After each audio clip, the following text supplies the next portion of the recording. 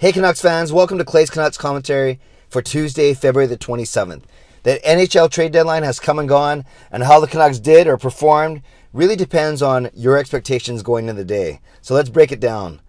The first trade would happen in the morning. The Canucks sent defenseman Philip Holm all of one game for the Canucks to the Vegas Golden Knights for left winger Brendan Leipsic. Now, Leipsic was drafted by the Nashville Predators back in 2012, and he was drafted in the third round overall. And he's played 50 games in the NHL and has accumulated 16 points in that time. He's a bit of an agitator, he's a decent skater, and he will obviously be a bottom six type player for the Canucks. So that's what they get in Leipsic. In Holm, they gave away, or they traded away, I should say, someone who they signed to a one-year contract. Really didn't look to be in the Canucks' plans, despite some people's fears of the lack of depth or lack of production, offensive production on the Canucks blue line. So Philip Holm, goodbye. Sorry, we hardly knew you. And Holm is in Vegas, and Leipsic comes the other way. Then later in the day, just closer to the deadline, it was the somewhat bigger trade, barely, of the two, and the Canucks sent, not surprisingly, Thomas Vanek off, and they sent him off to the Columbus Blue Jackets, getting back in return Tyler Mott and Jussi Jokinen. Jussi Jokinen, 34 years old, joining his fourth team of this season only, and doesn't look to be in the Canucks' plans. Look for him to obviously release him and get all his salary room back for heading into the offseason. Tyler Mott's the more interesting piece of this trade. He is a 2013 draft pick, so 1 year after Brendan Leipsic. He was drafted in the fourth round overall by Chicago, and he's a center. And he only has 12 points in 64 career games. So not a little worse than Leipsic, not that Leipzig's lightening up. So Leipsic, again, has 16 points in 50 games, and Tyler Mott has 12 points in 64 games. He's also a good skater, looks to be a fast skater, and probably will peak out as being a bottom six player as well, maybe third line at best. So overall, Holm and Vanek gone, Jokinen, Leipsic, and Mott in. So let's break it down a little bit. Let's look at this.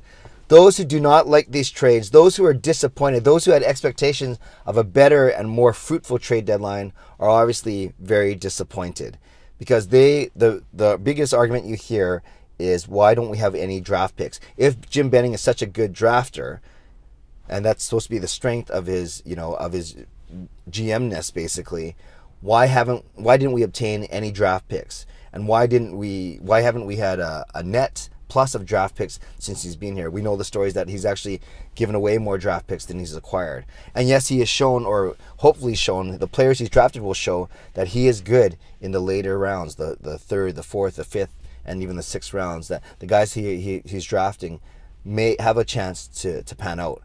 And it looks even worse when you compare it to a team like the New York Rangers. By just trading away 3 roster players, they actually accumulated a pile of, I think, up to 12 players, between 5 draft picks in the first few rounds over the next few years, 4 prospects, and 3 roster players. So they traded away 3 players for a total of 12, and that is good asset management. So it really depends on how much you value these draft picks. If you want these draft picks, yeah, you'll say this was a bad trade deadline for the Canucks because they didn't get any, and they don't have any extra lottery picks now. And we hear the stats, I heard Dan Murphy talking on the radio earlier today. It says that the chances of a 4th round draft pick of making the NHL are 1 in 5 or 20%. So what's your perspective? I think it comes down to your risk basically, and how adverse or how much you're okay with risk. Because if you think that draft picks, it's worth the risk, and they are lottery tickets, scratch and win, so to speak, and you never know if you're going to discover a gem in later rounds, then yeah, you'll be absolutely disappointed.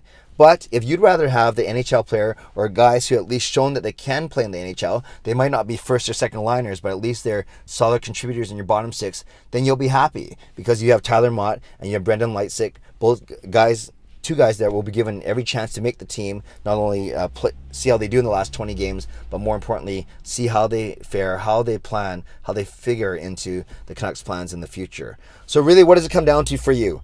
Would you rather have the draft picks that give you a chance for maybe getting a or for getting a solid player, maybe a second line player, so to speak? Or would you rather have the 2 guys that look like they will be NHL players, solid if not spectacular, and guys that you can count on in your lineup every day?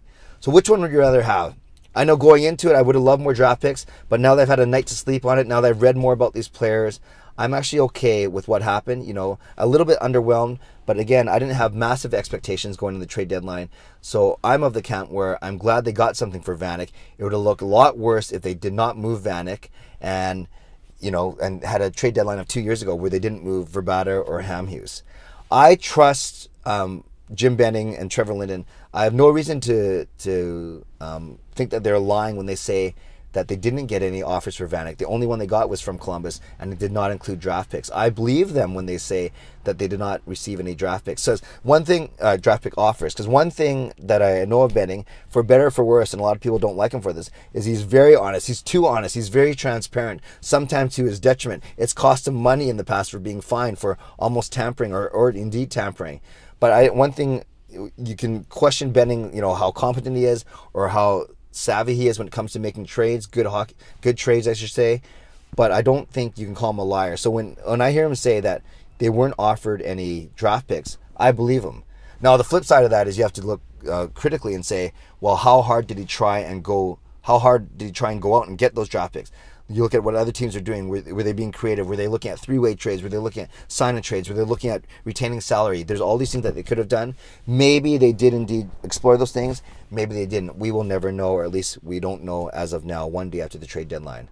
So bottom line, I'm okay with what happened because my expectations weren't that high, and that's what it comes down to. Always, it's clarifying expectations. What's going to be more interesting is what happens in the next 4 months. You have 20 games left in the season in the last quarter where guys like Leipsic and Mott are going to get a chance to play along with guys like Goldobin and Virtanen. And the Canucks need to see what they're going to do with their roster in the offseason. We have the 5 RFAs that we've talked about. You know, guys like Berchi, Granlund, Virtanen, Pouliot, and Stetcher. So those guys all need to be extended or at least offered if that's the way the Canucks want to go. And then you have, then you have figuring out what the Sedins are going to do. What if they retire? That frees up a whole lot of money. If they come back, what are you going to sign them for? Then you have the NHL draft in June. Maybe the Canucks wheel and deal before that and obtain more picks before that. And then, of course, you have free agency starting on July 1. So there's certainly not going to be a shortage of topics to talk about once the season ends. But for now, let's see what happens for the last quarter. Let's see how guys like Mott and Leipsic do in our lineup. And as the competition once again heats up for roster positions for next year. Yeah, through the last 4 years, I'm kind of getting sick and tired of saying, well, at least we'll get to see what the young players can do, or let's see how they prepare for next season. And I hate saying that when it's only February, but that's the reality we're living in, and that's what we have with our Vancouver Canucks. Canucks fans would love to hear what you think. Am I being too optimistic? Am I looking through rose-colored glasses? Am I basically saying, am I being too easy on the team? Or are you okay with what they did? Do you understand what they did? And do you accept the reason that they did basically all that they could do with the offers that they were getting and with the talk that was out there? Leave a comment below. I'd love to read and react.